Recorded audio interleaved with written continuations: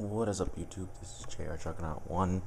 I'm going to be doing a two-part video, two videos for my regional report for January 7th, 2012 at Edison. The reason I wanted to do a two-part, unlike usual, is because this was a regional that I think I did a lot of reflecting and a lot of thinking, and I wanted to share those thoughts with you guys because honestly, I just was very surprised with how this regional ended up in both a positive way and a negative way. And I'm trying to be as clear and concise about this as I can. I went to the regional prepared. Definitely went in prepared. I could have done a lot more playtesting than what I did, but I decided I was going to go in fresh, focused, cool, calm, and collected. Did I do that? Absolutely. I do not regret any of the things I did before the regional. I do not regret the lack of testing that I did right before. I think I gave myself enough time to test in the weeks leading up to this regional that I was ready. And I especially felt that way on Friday after going to my locals and making and topping and getting and topping at my locals, where I went X1, but I still managed to make it to top 4, where I got 20 credit, I have 5 packs, and I ended up pulling a Zen mains. Felt really good, so that's that was one nice thing about that day. Going into regionals, though, I was very what's the word I'm looking for? Very certain about the build that I was playing. I think I was definitely satisfied with the build that I had, and I wasn't going to change it. Surely enough, I am still happy with that change, with that build. I ended up keeping it the way it was. I didn't make any serious changes. There was only one part of the deck I was considering before the regional, which was whether I was going to run 2 or 3 Pot of Duality. I ultimately decided on 3 because while it can be a dead draw, I decided I would rather draw it and have to wait to use it than not draw it at all.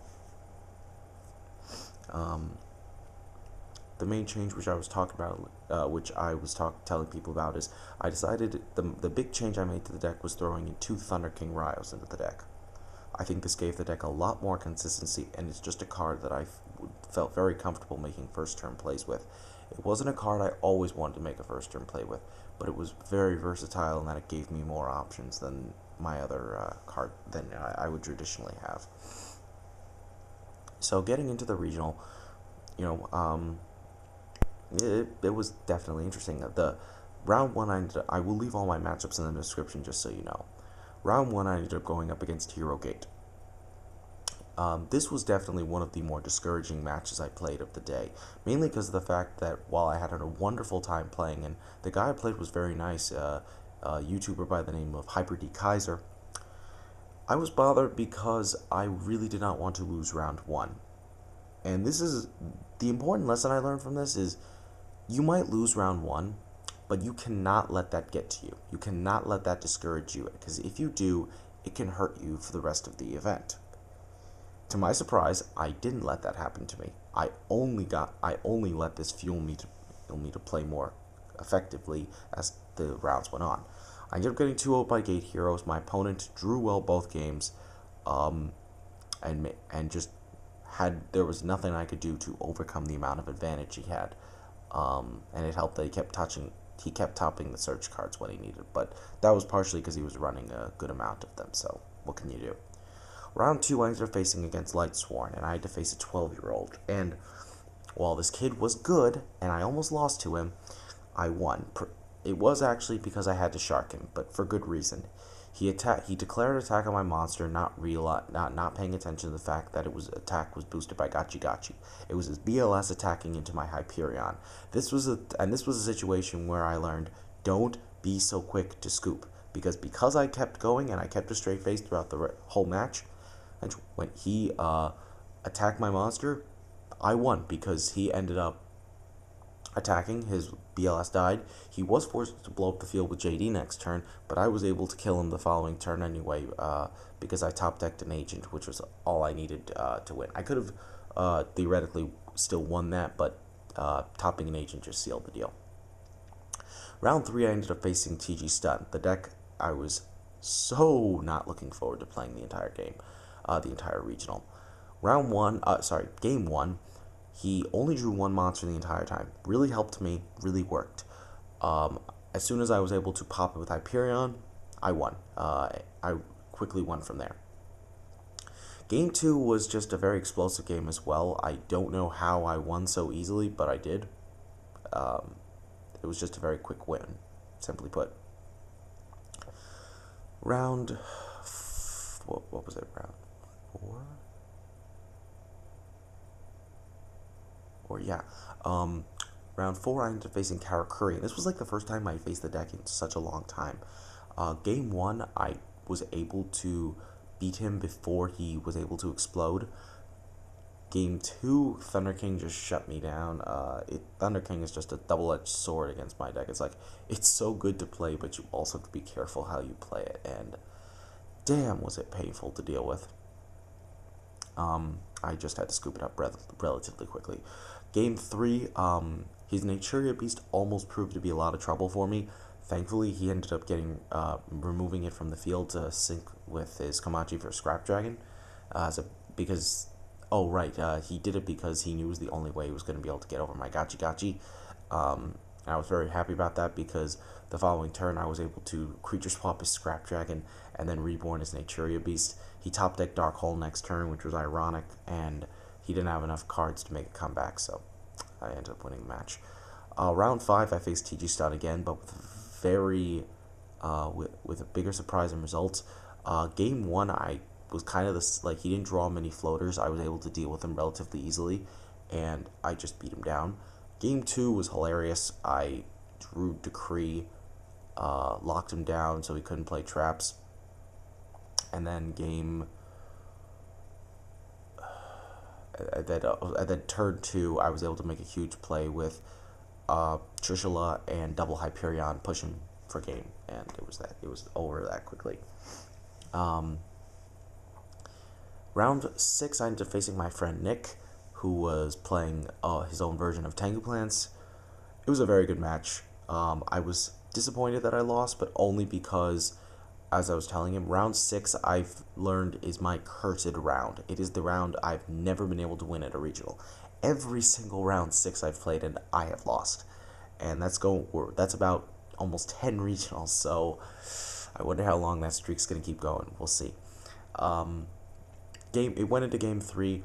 I basically lost because he played very well and put up a very good setup and knew when to use it. He had a formula, a tour guide that was not special summoned from the deck, so he could sync with it if he wanted to, and an Armory Arm. He was just getting ready to trish me if necessary, but he didn't really need to because he just had more cards. I basically was forced to hope I drew Dark Hole or draw double Hyperion, and even then that would have been a problem.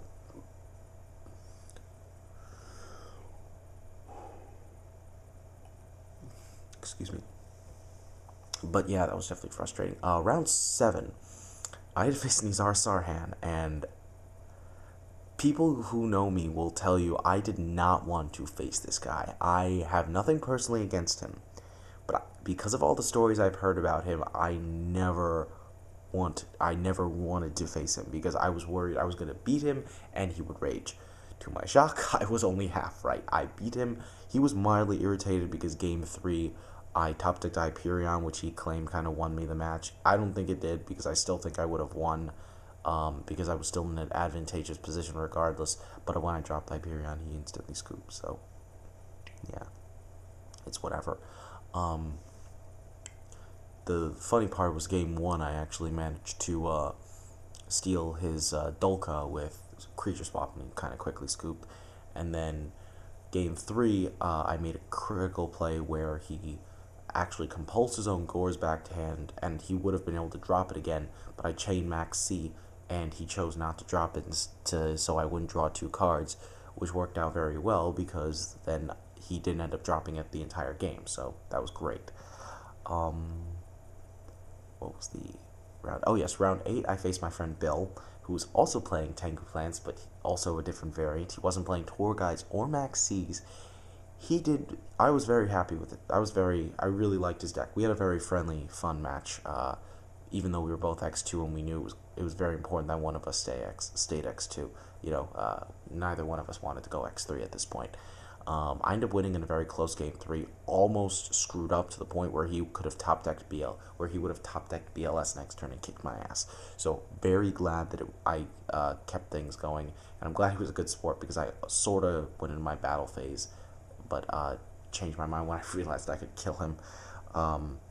Thankfully things were good for me. And then round 9, I defaced TG Stun, and this is the part of the game where I gotta say, on one hand, this was something my friend Mark was telling me, I should be very proud of myself. I was 6-2 at this point. 6-2! That's a very good record to have after 8 rounds. But you know what? There are just times where things just aren't in your favor. The last round happens, you screw up for multiple reasons. Yeah. I had to face TG Stun. Again. Honestly, when I went in to go face this guy, there were a bunch of things going through my head. First, I noticed this guy, he told me this from the get-go. He was pretty new to the game, at least as of the recent game. He had not played in months, and it was only recent that he got back to it. Number 2, it was clear he was unfamiliar with some of the cards he was in his deck. And number 3, I kept thinking, I beat this deck in twice, I can certainly do it again, especially when I 2-0'd this deck both times, and this is supposed to be my worst matchup. You know what? Things unfortunately did not go my way for 2 reasons. First, game 1 happens, and I have game on board, and I don't realize it, and I screw up as a result. He top decks his only out left in the deck. I say only out left in the deck because this was the only deck out that could conceivably win him the game single-handedly. Beast King Barbaros. Had he not had skill drain out, it wouldn't have made a frickin' difference. It would not have. I mean, no, if he didn't have skill drain out, it would have made a huge difference. It really would have. And then game 2, I beat him down very easily because I make a risky play and heavy storm him. Works out. I beat him down pretty quickly, in spite of his Thunder King. Game 3 is the game that I will never forget until the day I die, and it's partially because of how frustrated I was when this match was over.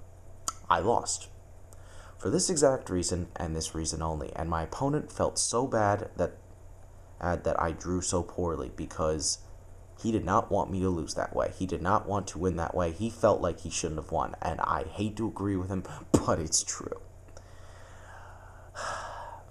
He goes first turn Thunder King. No, I'm like, okay, I'm fine. I can just find a way to get around this. Set 2 cards. I open my hand. I draw my 6th card.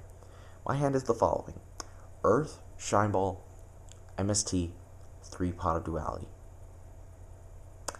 I'm never going to forget what I said to him after he quickly won that match. Sometimes the game blesses you with a good hand.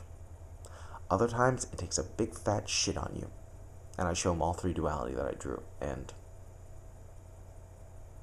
the worst part was he drew 2 Thunder Kings, so even when I had an out for one of them, he still had another one to seal the deal. Because in order to get rid of the first Thunder King, I debated out with Hyperion, which prevented me from playing any Pot of Duality that turn, and yeah. So basically what I have to go by this is, in a way, this was my best regional ever. In other ways, it's one of my more frustrating regionals, because I definitely think this should have been the regional where I went X2. I still have my invite, so I'm not so frustrated about it, but this was just I had a very personal goal of getting my invite, and it just didn't happen. I ended up coming in 59th place, which I was not satisfied with, but you know what? This stuff kind of happens. Alright. In the next video, which will probably be tomorrow, I will give you guys a deck profile of my TG Agent deck that I almost topped with. Again, very happy with the build I ran. you guys might want to give it a try. In later videos this week, I will be talking about my thoughts on